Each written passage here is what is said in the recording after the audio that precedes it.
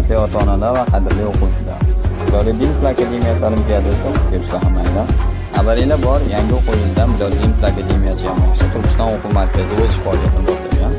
Akademiyamizda 2024-yilgi natijalari 4 nafar Muhammad al-Xorazmiy nomidagi ixtisoslashgan maktabga o'quvchilarimiz qabul qilinishgan, 1 nafar o'quvchimiz respublikada yagona bo'lgan Mirzo Ulug'bek maktabiga kirgan, 1 nafar o'quvchimiz Surat maktabiga kirgan, yana 25 nafar o'quvchimiz ixtisoslashtirilgan maktabga kirgan.